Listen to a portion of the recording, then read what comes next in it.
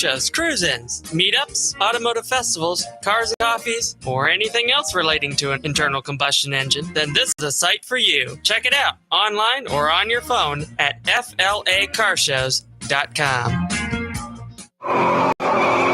You may be owed some money. After 911 and 411, call 541. That's 727-541-1741. Call Gulfstream Motorsports for a diminished value report. Due to my 28-year experience in the auto salvage business, I'm very good with wrecks. So if your car's been involved in a wreck, call me for a diminished value report. Call 727-541-1741. You may be owed some money for the lost value of your repaired vehicle. And visit us at GulfstreamMotorsports.com.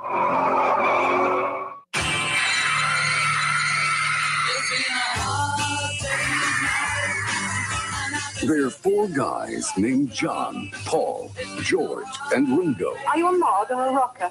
No, I'm a mocker. And they've just decided, for the first time, they're going to break all the rules. Where are you going, John?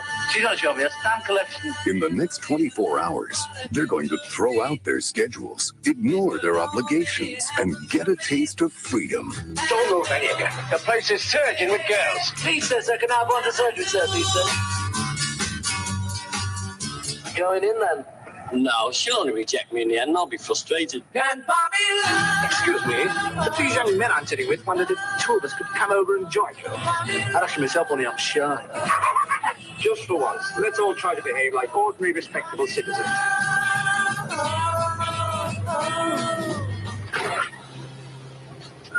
Gotcha. Miramax Films is proud to present The Beatles as you've never seen them before. Ringo. Yeah, that's what they all say these days. Featuring an enhanced picture and a digitally restored soundtrack that's better than the original. Roger Ebert calls it one of the great life-affirming landmarks of the movies. You know you should A Hard Day's Night. be glad. Oh, very good, that, George. Oh, we're trying. Yeah.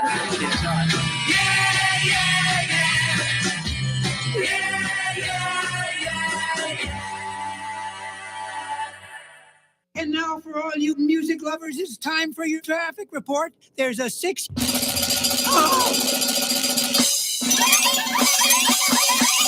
What is it, Scooby? Can't you see I'm broadcasting here? Pile up on the tri-level, got you backed up all the way to the off-ramp. So, if you're traveling this morning, try to give yourself an extra day or two, folks.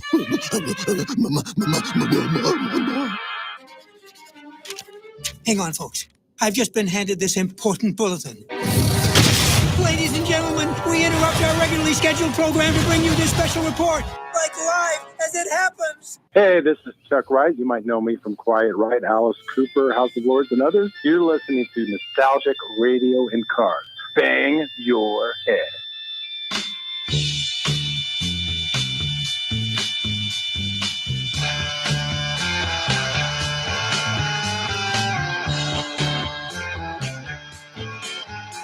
Okay, listeners, welcome. You're tuning into Nostalgic Radio and Cars, and I'm your show host, Robert. Run your computers and Google TAN Talk 1340.com, and you can see me live in the studios here in downtown Clearwater. Don't forget to check out our website, GulfstreamMotorsports.com, where you can find out all about us. And if you've missed any of our shows, really big show, check out Nostalgic Radio and Cars, .com, let's call it the archive page. Good evening, Bobby. How you doing? I'm doing pretty well. How about you? Pretty good. We got a great show. We are continuing with our musical theme show with some well-known musical guests. And tonight we have a very, very, very special, legendary guest for you tonight. So on that note, I'm not even going to tell you any car stories. I'm not even going to tell you any kind of road trip stories. Oh, come on. You have to tell us some car stories. I just want to go right to, well, we should play a song. Why don't we do this? Why don't we go ahead and play one of the original Badfinger songs. Let's play. What did we say we were going to play? Oh, it's our guest song. Our guest song. Oops, yes. We let it out of the bag. Oh well. Okay. Well, But because we want to play a couple songs, okay? But Rainy Day Man is what we're gonna play. But no, we're not gonna play that one just yet. Let's just play Get Back. No, God, man, you know what? You know what stinks is when my mind goes blank. Help me out here, Bobby. Does this all the time. Anyway, we could play Day After Day. Want it. We could, all right, let's play Day After Day. Day After Day. Okay. Or you want to play If You Want It? All right, either one. Just play a few. We played that one last week. All right, Day After Day. Let's play a few bars of it so everybody knows. So we're segueing into who our guest is, and then we'll play Rainy Day Man, along with a few other songs from our very special guest tonight. So we're looking forward to having a super interview. This gentleman obviously has been around for a long time, just came off a tour, so we'll be talking about that too. And he had a birthday last week. So here's a little Day After Day by Badfinger. I remember finding out about you.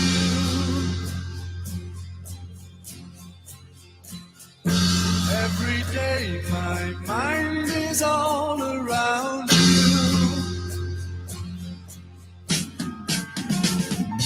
Looking out from my lonely room, day after day. Bring it home, baby, make it soon. I give my love to you.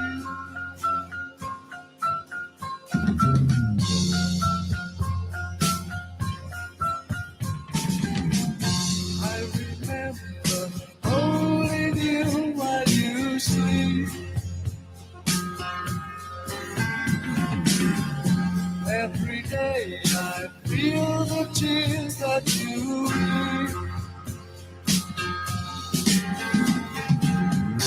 Looking out of my lonely gloom, day after day. Bring it home, baby, make it soon. I give my love to you.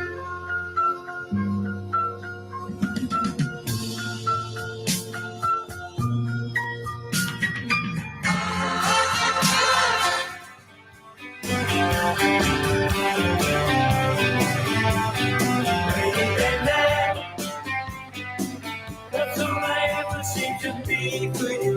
You never call me when the skies are blue, only when they cry. Rainy day night, and you come when it's pouring down. And the minute that the sun comes out, you're telling me goodbye. I'm just an old umbrella. Keep around, keep around. Like all the other fellas, you go around. We're in the palm of your hand. I'm just your rainy day man.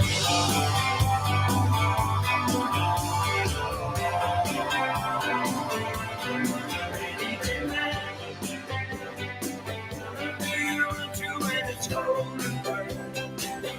But you're quick to run the other way when the clouds all disappear. I'm just a blanket keeping you warm and dry. I'll never make you happy as long as I am. Hello, this is the annoying Jay Leno, and you're listening to a nostalgic. Hey, we're tuning into Nostalgic Radio Cars, and we're delighted to introduce our very special guest this evening. You just heard a tune called Rainy Day Man off this gentleman's latest album, Be True to Yourself. The album was released in 2020. This gentleman is singer, songwriter, and part of the original classic lineup of the most famous band that came out of the 60s and 70s out of England, Badfinger. I'm delighted to welcome to the show this evening, Joey Mullen. Joey, how are you? I'm good, Robert. I'm good. Yeah. That's a beautiful song. That's a good album. Talk about albums now. You've done what, 5 or 6? Because I think you had you released your first album sometime back in 1983 called After the Pearl.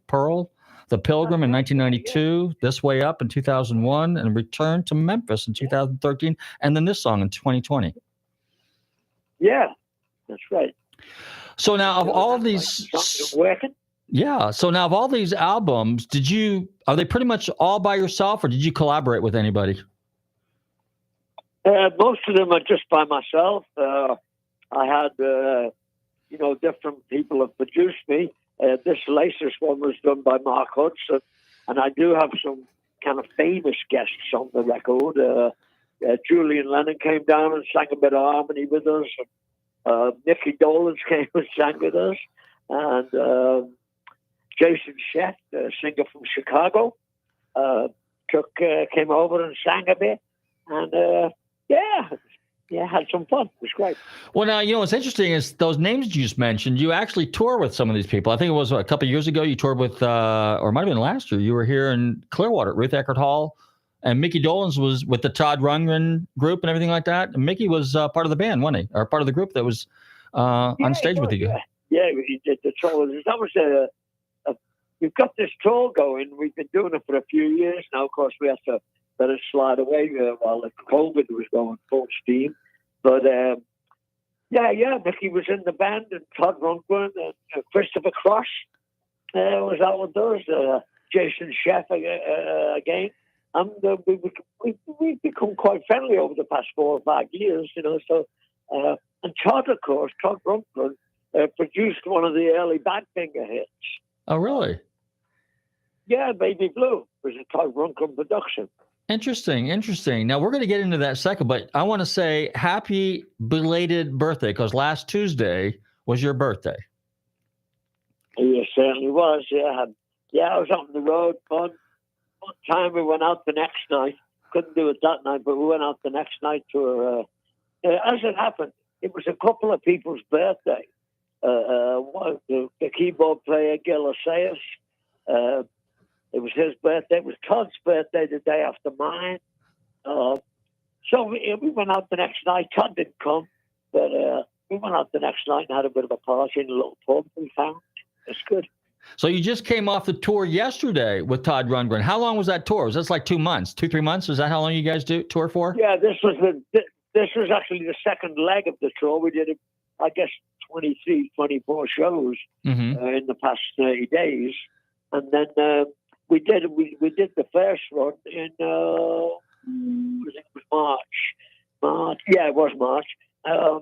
Then we came home for a month, and then we went back out on this one. Yeah. So what's it like today, kind of being a senior a little bit? What's it like touring? Is when you walk out on stage, do you get the same feeling you did as you did back in the early 70s when you walked out on stage with Badfinger? Yeah, really. You're going out there to play and do what you love and entertain the people. So I still plan on doing that when I go on stage. Bring the energy, try and bring the songs to life. You just try and do it all, and it's all kind of naturally what you do when the minute you walk on stage. And you just right at my stage of life. I'm hoping and praying and working every day to keep my voice working properly. All that kind of stuff I do. I work out. Just do all the stuff I can to keep it a good, strong performance. And plus, you're playing with a backup band and the 4 or 5 principals in the show, and you want to do a great job for them as well, and they want to do a great job for you too. So it's like a whole gang of guys working hard to bring it up. When you play, you talk about working out and obviously being in good health and all that stuff is great. Yeah. How about so what kind of exercises do you do to keep your voice in shape? I mean, I'm not familiar with that. It's I don't know if that's kind of a goofy question, but I mean, if you're a singer and you sing, is there an exercise or what kind of measures do you take? There are physical exercises I'll do. Like I want to keep my core good and strong, so I'm doing things like incline sit-ups and things.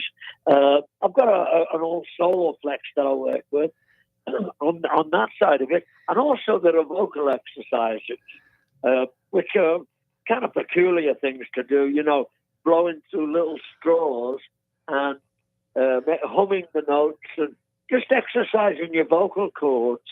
That's about the best you can do there. You're usually better off if you don't smoke anymore. Things like that. I stopped smoking cigarettes many, many years ago now, of course. But, so you've got to look after your throat. If you like to drink, the drink is going to hurt your vocal. So you kind of start to cut down on certain things in your life, and you just try and look after it, Right. How about playing? That's all you can do.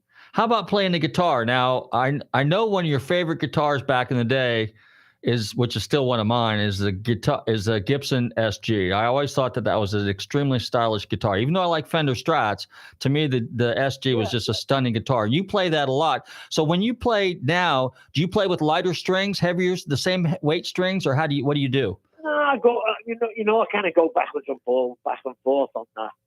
But I play with regular gauge 10s most of the time. Yeah. Yeah, it is a little different playing now. You get a bit of arthritis here. So it is a bit different there. But, you do what you're going to do. You got to play the song. You can't get around it. You got to play the solo. Absolutely. Yeah, man. I made those things up. I wrote those solos that I played. And so I can play them really, really close to what they were. You know what I mean? Some little bit of technique is gone, just from the speed angle. You can't play as many notes as you used to. That's not necessarily a bad thing, of course. Just being honest about it. Yeah, the ability changes. Well, I have to question that. The reason I say that is because I notice it myself. But I was talking to a guy that plays in a band one time, and he says, "Well, Robert, if you're playing by yourself, okay, and you were really good at one time, and you don't play as good as you used to, you'll notice it if you're just sitting in the room by yourself or somebody's sitting there listening to you. But when with on stage with the band and all the other instruments are all playing at the same time, people get into it. You can fudge a little bit. Nobody's going to catch it. You might know it, but nobody else is going to know because everybody's into the song and into the beat. Is that a fair statement?" Yeah, that is fair. That is a fair statement. Yeah, of course. I'm just being straight with you. Okay. No, don't. Yeah, but you're right. The audience won't hear anything really different. Not because you're using your loaf when you're doing it. So. What now? Would you set up your guitar yourself, or do you have guitar techs do your stuff? On this last tour I did, we had a couple of guitar techs working on that stuff. And I like to set my own guitar up because, well, I feel that the way I want my guitar, it's difficult for somebody to set it up for me. Mm-hmm. Now you play myself, I do. I see you playing a Tele, a Les Paul, and obviously the SG. Are your guitars all stock, or are they slightly modified? They are usually stock. I just play with like my Les Pauls, 100% original. So is my the SG I'm playing now, which is a 8761 reissue. My Les Paul is a black custom 82. Fantastic sounding guitar. That it might be one of the best I ever had. I've still got my old Firebird. I've got a 63 Firebird that I played on the early Badfinger stuff. And the first songs I wrote really in '68 I was with another band called Gary Walker and the Rain. And but anyway, to answer your question, yeah, my guitars are stock. Now, it's interesting because you've come a long way from bands like The Assassins, Profiles, Masterminds. Now, the thing that I notice that's common with those three names, okay, this is before Gary Walker, is in the 60s, the mid-60s, spy movies were the in thing. So all these names, The Assassins, Profiles, Masterminds, all have a connotation there. Was that kind of like the theme that you guys were trying to convey back in the day? I've never thought about that really. We're just looking for a cool name for a band, We didn't particularly look at that kind of motive behind it.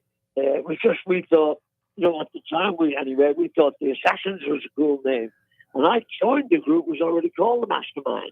And but yeah, you're probably right. They were all in our conscious with all the James Bond movies were coming out, all of that. So yeah, it makes sense.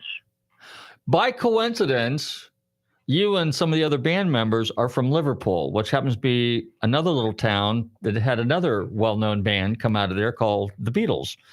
And later, and we'll get into that in a second, but when you were younger, who were some of the influences that got you into playing music? The initial impact on me was Elvis Presley. And it was that record, Blue Suede Shoes, which actually, and I've got to say this, that record actually changed my life. I was 11 years old. This is 1958. And they played that record on the radio in England. And I immediately stopped being the little boy playing with his bows and arrows and doing all that stuff. And I went in the front parlour and got my brother's guitar out and started to teach myself to play. And I never looked back from there. I was a musician then. And that's all I really was interested in. Every day. I practiced every day for 4 years, 5 years. And then somebody who had seen me play on the street corners and stuff stopped me in the street in Liverpool, asked me if I was the kid they'd seen playing, and asked me did I have a guitar. And when I told them I did, they said, you want to come and play with our band tonight? And I was away with the mixer then, just working. It was great. And how old were you? I was 15 when that happened, but I was 11 when I started. Okay. So your brother actually played guitar a little bit, so he had a little influence on you, would you say? Yeah, he did, and particularly not the playing influence, but the records he had were my basic tools for learning to play. He had the Buddy Holly records, a couple of, Chuck Berry, stuff like that. Modern kind of, at the time, that was his version of modern music, and that's what I learned. Chuck Berry was unbelievable to me. Just all those great songs, and nice and kind of rhythmic, beautiful rhythm and rockin' music, and that's what I grew up with. Yeah. So basically, 50s American rock and roll / doo-wop was kind of like the first music that you kind of played then? Yeah, exactly. Okay. Exactly. We learned those Buddy Holly songs. And we learned them note for note, or I did anyway. And it stood me in good stead. All that, when I got to be in the Ivies, they became that thing. Right? When I was playing lead guitar parts on there, a lot of my stuff was based on what I'd learned in those days, how to put a solo together, use the chords of the song, things like that. And I don't know, it stood me in good stead. Really, I've never been lost for an idea in terms of playing lead guitar in an original song. So would it be fair to say then that you were kind of like you played by ear, you were self-taught by ear, you didn't take lessons initially or anything? Yes. Yeah, that's exactly what happened, yeah. Okay, so would it be fair to say that, a lot of musicians, and it's kind of funny you mention that because I know I do too. I studied a little bit, took a few lessons and stuff. I played the piano a bit. So when you play the piano, you have to learn how to read notes and stuff. But the guitar was just after you play a few chords, now you can play by ear. And it's kind of hard to explain, but a guitar just seems to be one of those instruments that you can play by ear. Well, yeah, you can pick it up. Once you learn the one chord shape on a guitar, like if you learn the E shape, you can move that shape up and down the neck, and it's the same shape all the time. And then you learn to play bar chords, and now you can play in any key you want. And it's just the matter of learning a few basic shapes. Yeah, so. All right, so now. Right to it. Right, exactly. So now for our listeners that have just tuned in, and we're with Joey Mullen, one of the original members of Badfinger, and we're delighted to have him on the show this evening. But Joey, tell us the story about how you came to be part of the Ivies, which ultimately became Badfinger. That's an interesting story. So, and it's purely by luck, wasn't it? Yeah, it was. It was. The Ivies had been with Apple for a couple of years. They'd made a record or two, and but they never had any real success with anything. And so one of the bass player did an interview one day, and they asked him what it was like working with the Beatles. And he said, well, it hasn't done us much good. Ooh. And so, yeah, that's what he said. Anyway, the next day, or a couple of days, Paul McCartney, and this is what they told me, because I wasn't in the band at the time, of course, Paul McCartney came round to their house and gave them a tape of the song, Come and Get It. And he said to them, learn this song just the way it is on this tape. I'm going to come back in a week, and I'm going to take it in the studio, and I'm going to produce it for you. And it's going to come out, and it's going to be your first hit record. So he did that, and he came back a week later. They had learned the song. He took them in the studio, had each one of them sing the song, and picked who was going to be the singer, and then they recorded it. Wrote the B-side in the studio, Rock of All Ages, and the record was in the can. Now, for one reason or another, the bass player left in the next kind of month, and they started looking for a bass player first. A friend of mine went for the job, and they told him they weren't looking for a bass player anymore because Tommy Evans, he decided he was going to play bass. And so they started looking for a guitar player. And my friend, who was auditioning as a bass player, he said, oh, call this guy Joey Mullen, get in. And and so they did. They called me. Now, they'd auditioned a lot of people at the time, maybe 20, 25 people. And I came down, so I don't know whether they were fed up with auditioning people, but they gave me the job. So the record came out a couple of months later and was a huge hit all over the world. The band had changed their name to Badfinger then, and that's the story. And then I was in Badfinger all through those years when we had all the hits and everything. And I wrote half of the songs. Just I don't know, it seemed to fit right in, I guess. When they did, when they cut the first demo, or actually the first record that was sold to the public with that song, were you on that song at that point in time, or did they use the original recording with the original lineup before you got into the band? Yeah, they used the original recording. Okay. How did the name Badfinger come about? That's another interesting story.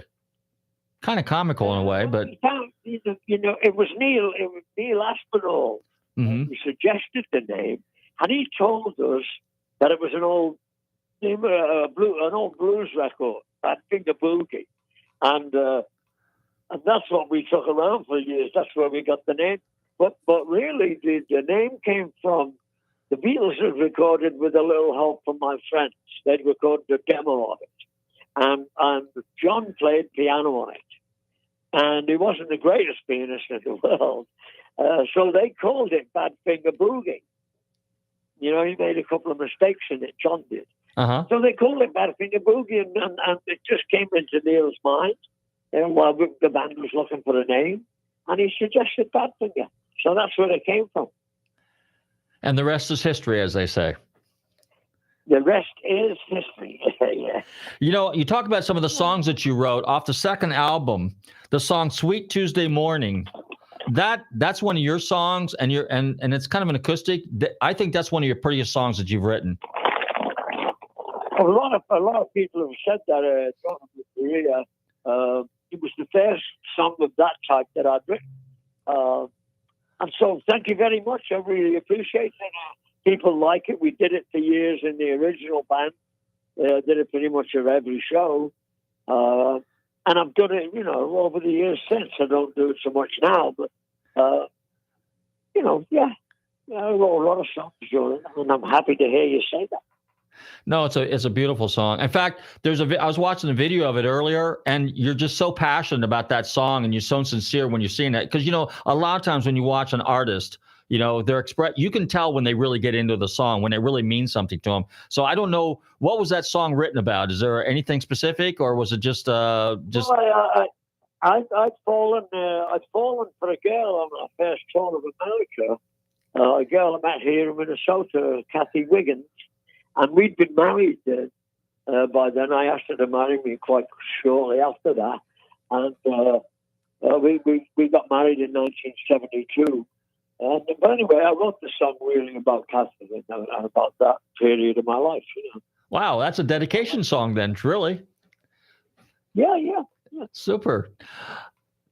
Joey, when you travel with, when you were with the band back in the day, what was it like? Because when Apple's Studios was in production was there, you had a lot of when you went in the studios to produce your songs. Who are some of the other people that were like, I don't want to say sessions musicians, but I'm sure there were some other well-known musicians that kind of sat in with you and produced and played other instruments. We did stuff with different arrangers and stuff. Mm-hmm. We mainly played the instruments ourselves. If you listen to those old Badfinger records, they're pretty basic, pretty simple. We could all play piano a bit. We could sing all the things ourselves. So we didn't use a lot of session people, other than if we had a bit of piano coming on in it that needed an excellent piano player. You know what I mean? Mm-hmm. Or an excellent horn player. We did use a little bit later on, Bobby Keys and Jim Price, Jim Horn came along and played sax and trumpet for us and stuff. Leon Russell played with us on Day After Day and a couple of other songs. He also told me that he loved the song that I'd written called Suitcase. He actually came up to me and picked me out and said, "Hey, man, that song Suitcase is knockout. It's great." So, yeah, that was lovely. When we were doing George Harrison produced us. He produced 5 of the songs, I think, on Straight Up, which is our biggest album. Day After Day, stuff like that. And we also did just Klaus Bormann came and played bass on a song for us once. Klaus is, of course, the mate of the Beatles, who was a famous German bass player and artist. He drew the Revolver cover. Oh, really? The Beatles album cover. Yeah, he did that, yeah. So, we had different people coming in now and again and did things with us, yeah. So George Harrison, apparently, and Paul McCartney and people like Eric Clapton and Billy Preston, did they all sit in with you every once in a while and do some songs? Our association with those guys was we played on George Harrison's first solo album. Oh, okay. Things Must Pass album. He asked us to come and play some acoustic guitars for him. So we were there for about 3 weeks, and during that time, of course, Eric was there playing guitar, Ringo was there, George was there himself, of course, and Klaus Bormann, again, Billy Preston, all of those guys. And then John Lennon asked us to come and play on the Imagine album with him. Oh, wow. And we played on a couple of songs for him there, A Jealous Guy and I Don't Want to Be a Soldier. And it was the same with that session. There was George Harrison, John himself. Nicky Hopkins played piano, one of the great English session pianists, who, of course, played with the Rolling Stones and everything.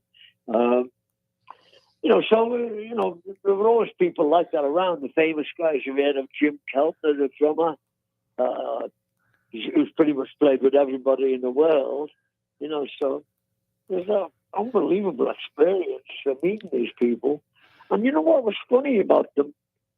They all, I can't remember any of them not being kind of nice, kind of ordinary in their way. You know what I mean? Because they were extra, even Eric Clapton, he was dead normal about it. He loved playing the guitar, and he'd come and show you his guitars, and stuff. I just got this, stuff, and be really excited about it.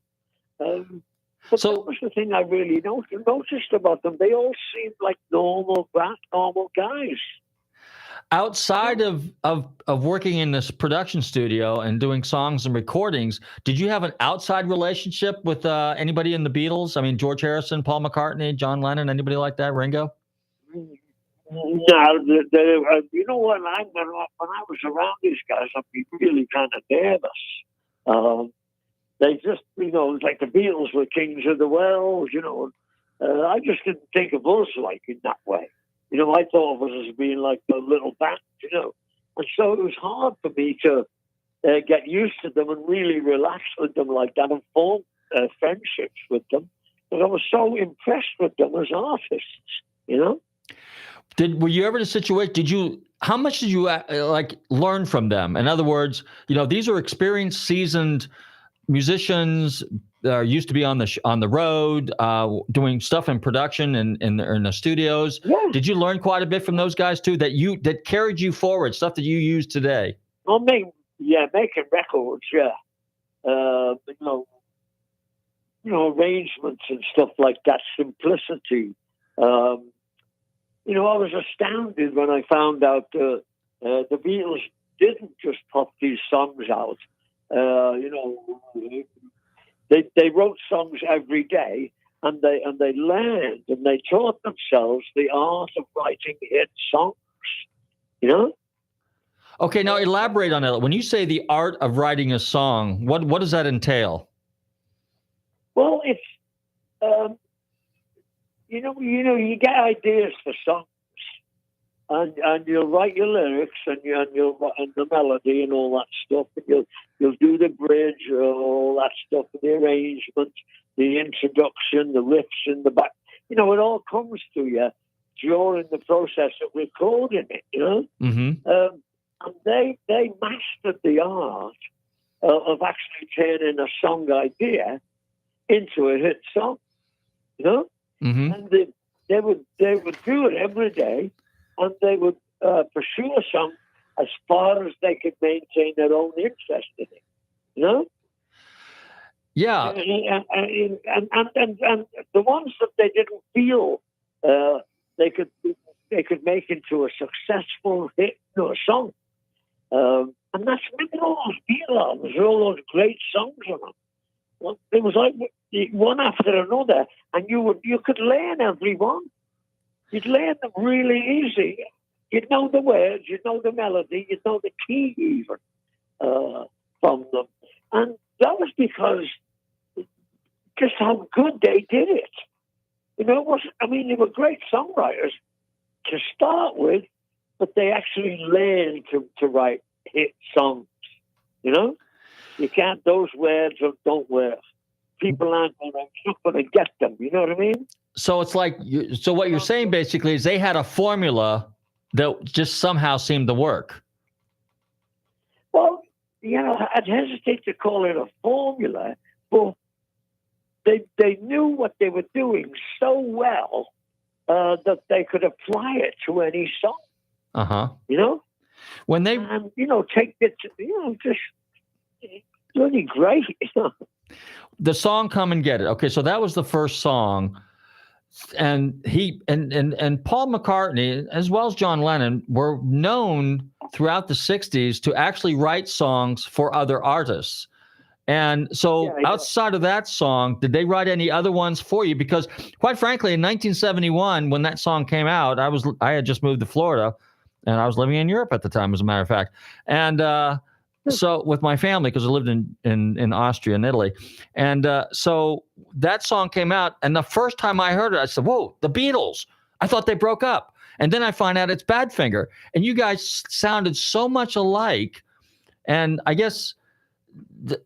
Was that ever something you guys had to deal with, or was that something that you took in stride and it was fine? We did have to deal with it.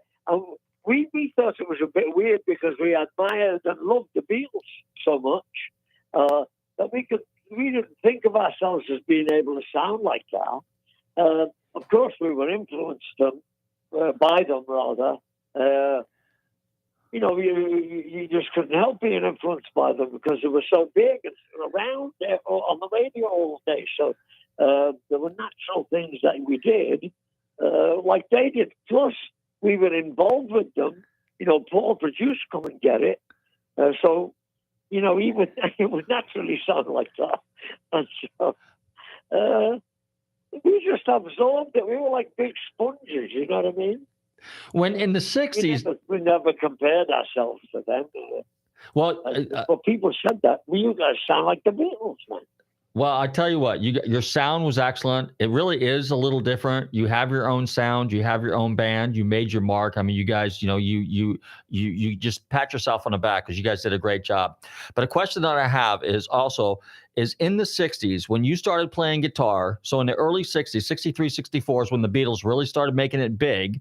I don't know if you ever got a chance to see them when they were in Liverpool before they moved to London, but when you heard their songs, and by then you were playing guitar already, did you guys play any Beatles covers when you were with those bands, the Assassins and the Masterminds and the Profiles? The Assassins, I was in like 1960, 1961. It was when I was still in school. Okay. So the Beatles hadn't really made it then. Right. I did see them in Liverpool. I saw them once, twice. There were a lot of bands going in Liverpool.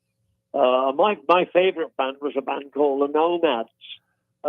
They were like a 5-piece, 6-piece rhythm and blues band who later became the Mojos and had a few big hits.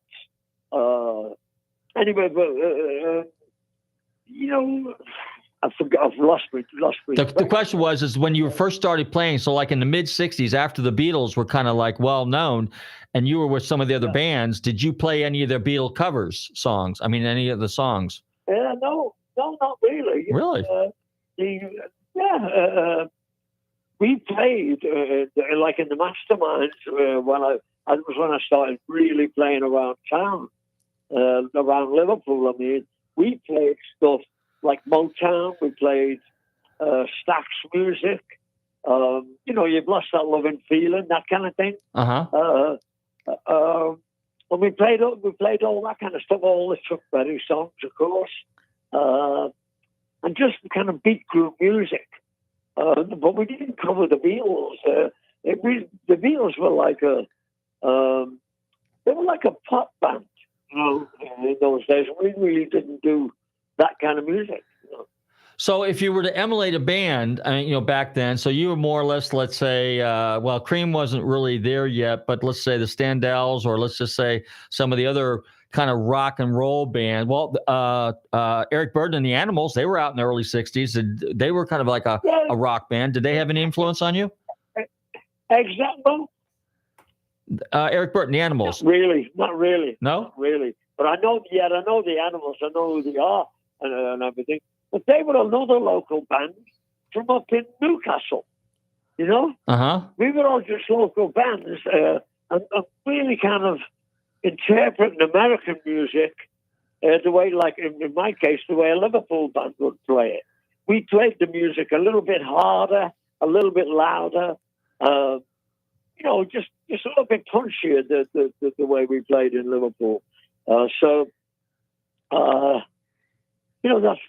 all I can tell you about that. We just played the way we played naturally.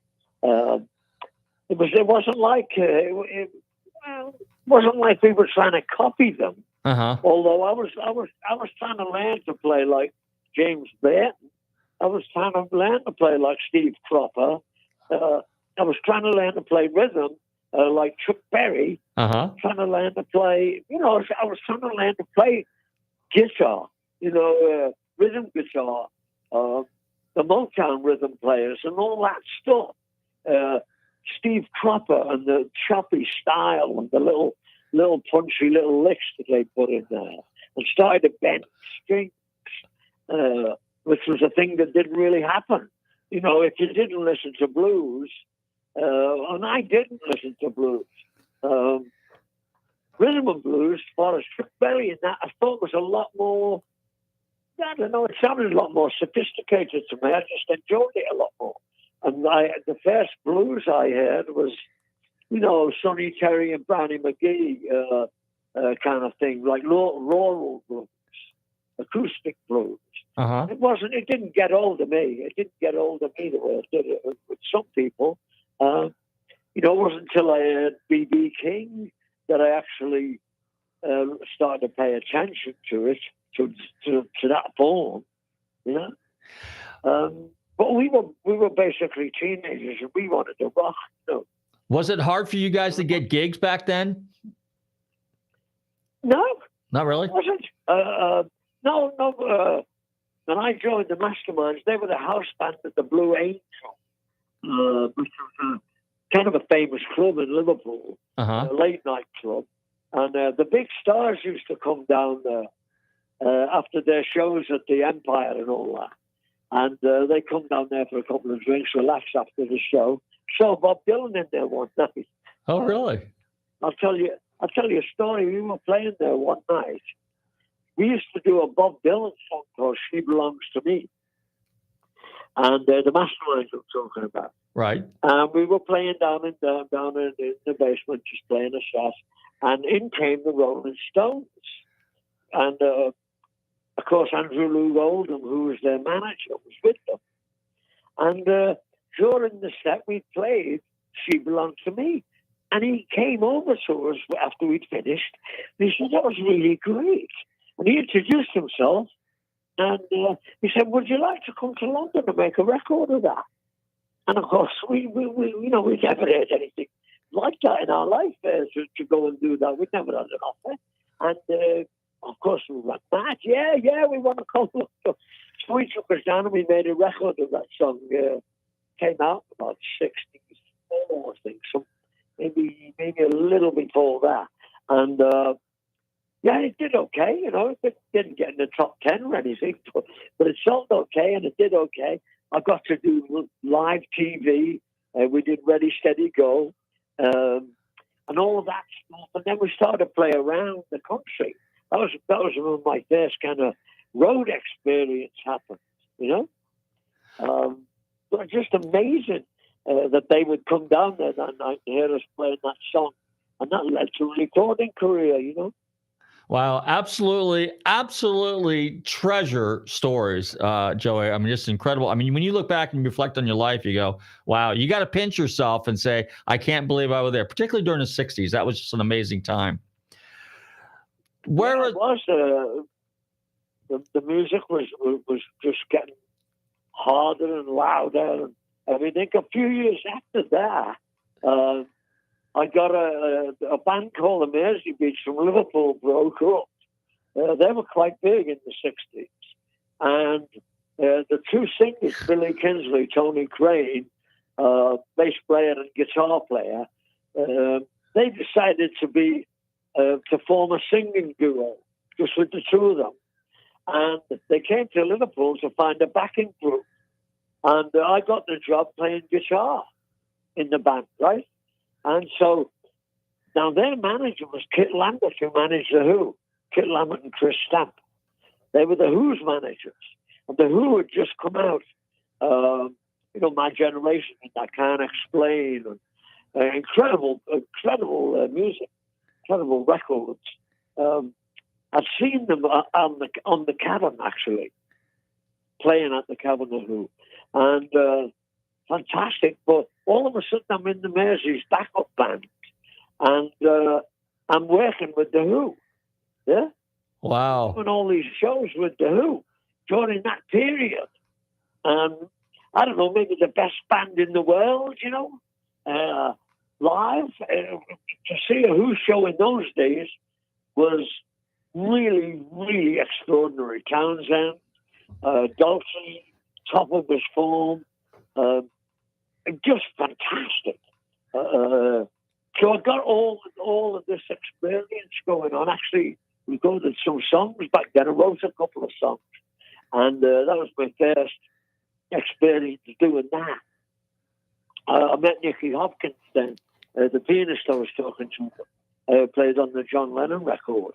I started to meet people in London anyway. I met Brian Auger and you know, just you know, famous musicians, really famous, and just it was fantastic for a guy, you know, my age. I was only, I don't know, 17, 16, you know. It was unbelievable. Just unbelievable. Incredible stories. Joey, we're up against the clock right now, so we're about out of time. So let me ask you this real quick. If people want to find out more about you, how do they go about doing it? Well, we have a website. I go out with a band, Joey Mullins Badfinger. I'm going to be doing solo performances myself. Well, I shouldn't say solo, but storyteller shows, you know, full production shows. And but if you want to know anything about me, the badfingersite.com has information about shows, and that's all one word, Badfinger Site. Super. And I guess I got a face on a thing on Facebook. Joey Mullen is my name up there, and yeah, you know, just the normal sources. I've got a Twitter account, but I don't use it much, and I've got, you know, some of the other stuff. Mainly through the Badfinger site is where I go, you know. Super. Well, Joey, I want to thank you very much for hanging out with us here and telling us some stories about Badfinger and the good old days and some of the early days. We truly, truly enjoyed it. We'd love to have you back again. If you do come to Florida, make sure you let us know, because if you're going to be in concert here or anywhere, you know, we'll definitely help cross-promote with you. And again, we wish you all the best luck, and, you know, thank you again. Thank you very much. Super, man. I hope your listeners enjoyed it. Yeah, we'll be round. I'll be round. All right. I will get in touch when I come there. Good. And maybe by then I'll be good enough we can jam together. I want to thank my I want to thank my very special guest, Joey Mullen, part of the original classic lineup of Badfinger, one of the greatest bands that came out of England in the early 70s. Hey guys, I want you to be sure to check us out every Tuesday between 7 and 8 p.m. on the TAN Talk Radio Network. Don't forget to tell your friends to tune in as well. I want to see you guys some of the car shows. And, you know, hey, music and cars, that's what we're all about. And guitars. In the meantime, everybody, stay safe, drive carefully, and love your family.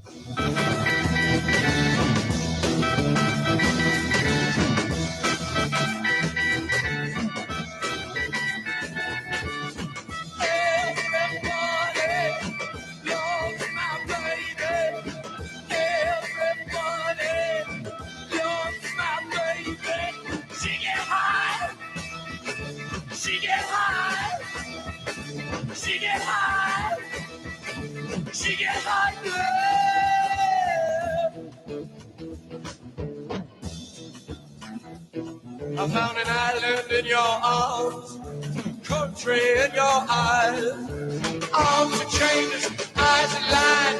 Bring on through to the other side. Bring on through to the other side. Bring on through out. WTAN, Clearwater. FM 106.1. WDCF, Dade City. FM 102.3. WZHR, Zephyrhills. FM 104.3. Listen. This is CBS News on the Hour, sponsored by Liberty Mutual Insurance. I'm Jennifer Kuiper in Chicago. The surprise witness in today's last-minute January 6th hearing. Former aide to then Chief of Staff Mark Meadows. CBS's Scott McFarland. In the early hours that day, Hutchinson said Trump was warned of people carrying weapons, including guns, descending on key landmarks in D.C., but that Trump sought to have the metal detectors removed, concerned they'd reduce the size of his White House ellipse crowd. Take the effing mags away. They're not here to hurt me. Let them in. Let my people in. They can march to the Capitol after the rally's over. President Trump was aware that a number of the individuals in the crowd had weapons and were wearing body armor. That is House Committee Vice Chair GOP Congresswoman Liz Cheney. Hutchinson also testified that the former president wanted to join the crowd at the Capitol, but was told no by his security detail. Ghislaine Maxwell is sentenced to 20 years in prison for helping millionaire Jeffrey Epstein sexually abuse teenage girls. Epstein accuser Annie Farmer. May this sentence demonstrate that it is never too late for the truth to come out and never too late for there to be accountability. FDA advisors recommend updating COVID booster shots soon. CBS's Steve Futterman. The booster is expected to be ready by the fall. The action is yet another sign that COVID vaccines and boosters will be needed on a seasonal basis, much like flu shots. The committee gave the go-ahead by a 19-2 vote. A senior FDA scientist describes their work as challenging since no one has a crystal ball. The Omicron variant and its subvariants have become the dominant worldwide strain in the past year. Reacting to a growing monkeypox outbreak, U.S. health officials are expanding the group of people recommended to get vaccinated against the virus. They're also providing more monkeypox vaccine and testing. Some drivers are turning to alternative fuel for vehicles to save money. Patrick Watson is filling up his truck with E85. It's more ethanol-based, and it works for flex fuel vehicles. It's also nearly $2.50 cheaper per gallon than regular gasoline, although not all gas stations offer the alternative fuel. It's out of the way a little bit, but it saves a lot of money. Some drivers tired of paying high gas prices may be tempted to pump E85, but mechanic Anthony Quilano says that's a bad idea. Rubber seals throughout the entire fuel system get affected long term. Matt Bigler for CBS News, San Ramon, California. At Wimbledon. And Serena Williams, Wimbledon return ends in heartbreak. Tennis star Serena Williams loses in the opening round to 115th ranked Harmony Tan of France, as heard on ESPN. It was Tan's Wimbledon debut. This is CBS News. Liberty Mutual customizes your car and home insurance, so you only pay for what you need. Visit libertymutual.com to learn more. Did you ever think about hosting your very own radio show? Here's how. Hey, Tampa Bay, did you know you can have a 1-hour program on the Tan Talk Radio Network for less than the cost of one 60-second announcement on many Tampa Bay stations? That's right. We'll put you on the radio for less than the cost of one 60-second announcement on many stations. Check it out today. Use your program to promote yourself, your business, or someone else's business. Call Lola Jean, the broadcast queen, 727-510-7622. That's 510-7622. Call Lola Jean now to check out your Tan Talk Network program. In addition to network radio, we'll stream your program in audio and video all over the world. Call Lola Jean now, 727-510-7622. Call today. Your network 1-hour program can start tomorrow. Broadcast your message in audio and video on the Tan Talk Radio Network. The Republic of Pinellas every Wednesday afternoon at 4 o'clock on WTAN, Tan Talk Network, 1340 AM, 106.1 FM. Whether our topic is Donald Trump and the future of the greatest president of the past century, in my humble opinion, whether it's education, whether it is term limits, you'll hear about it here on the Republic of Pinellas on Tan Talk Network. What's the buzz in Tampa Bay? Senior Voice America Radio, a unique morning variety program delivering the latest commentary on politics by host and political analyst Tim Bryce and the up-to-minute happenings of Wall Street by co-host and financial veteran Berkeley Badger. Beyond politics and finance, they scale the scholar's rampart by including topics on religion and nutrition with thought-provoking guests and interviews. Tune in every weekday from 8 to 10 a.m. on this Tan Talk station. Senior Voice America, serving our nation's seasoned citizens for over 4 decades. Join the Tampa St. Pete Sports Connection live